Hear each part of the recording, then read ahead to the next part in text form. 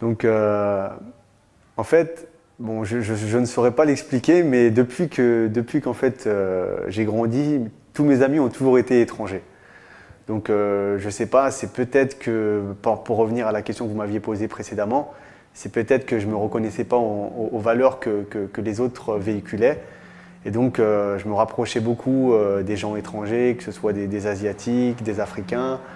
Voilà, j'avais beaucoup de sympathie pour eux. Et lorsque j'étais donc en classe de terminale, lorsque j'avais 18 ans, mon meilleur ami était musulman. Donc un musulman pratiquant qui avait appris le Coran quand il était plus jeune, et qui était issu d'une famille pratiquante. Et donc moi j'avais toujours été attiré par le surnaturel, entre guillemets, ce qui se passait à la vie après la mort, ce genre de choses. Et j'ai jamais eu vraiment de réponse.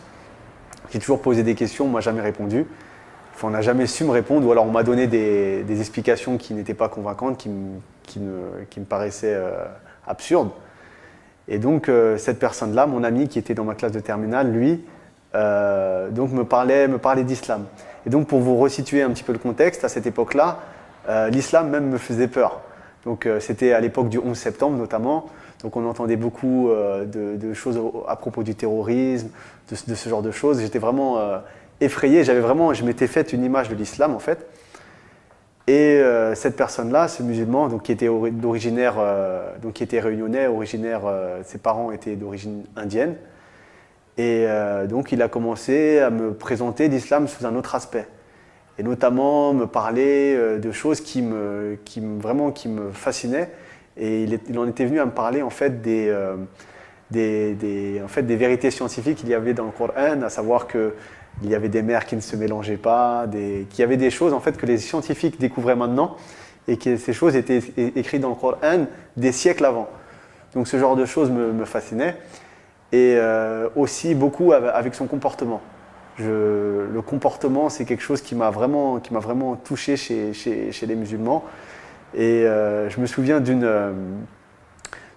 voilà, en fait, son comportement tout simplement m'impressionnait. Et il était bon, juste. Et plus que ce qu'il me disait, c'était surtout sa façon de se comporter qui m'avait marqué. Et donc quand je lui posais des questions, par exemple, lorsqu'il n'avait pas de réponse, il ne me répondait pas n'importe quoi, il allait demander à son grand-père, qui connaissait beaucoup plus de choses. Et ensuite, une fois que son grand-père lui répondait, il venait de me transmettre en fait les réponses.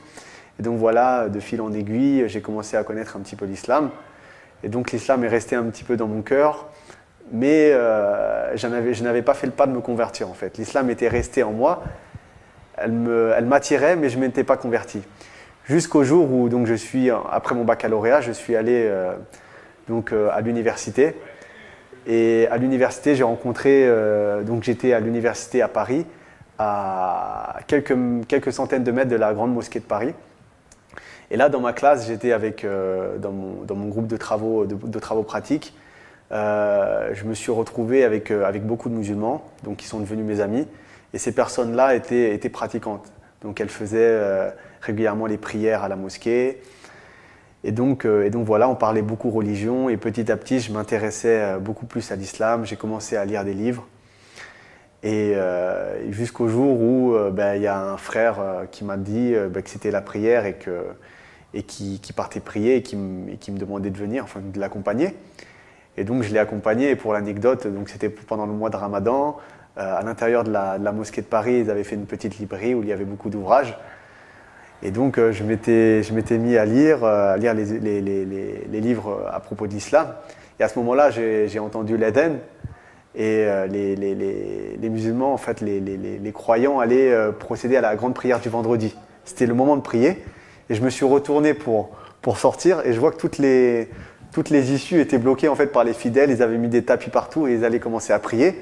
Et donc moi, je ne savais pas trop quoi faire. Et je suis resté debout comme un piquet jusqu'au moment où un frère m'a dit viens prier avec nous, pourquoi tu restes debout? Et je lui ai répondu que je ne savais pas prier. Il m'a dit suis, tu fais comme nous, tu verras. Et subhanallah, quand on s'est mis à prier, donc là j'ai commencé à faire la prière et vraiment, subhanallah, j'ai ressenti, j'ai vraiment vibré. j'ai vraiment vibré durant tous les moments, tous les moments de prière. Et donc voilà, petit à petit, j'ai commencé à lire des livres, à me documenter et avoir un regard beaucoup plus critique avec ce qu'on pouvait voir à la télé. Donc voilà, maintenant j'avais ce que j'avais compris de l'islam et ce qu'on voulait nous montrer de l'islam.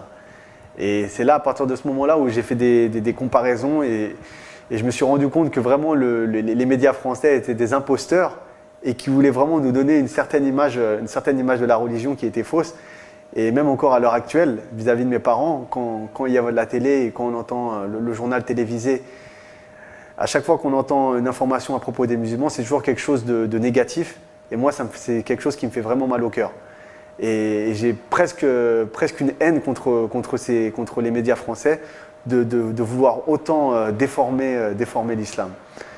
Et donc voilà, notamment, comme je vous le disais précédemment, notamment par le comportement, j'essaie d'être le meilleur possible pour justement, de mon côté, donner une autre image de l'islam.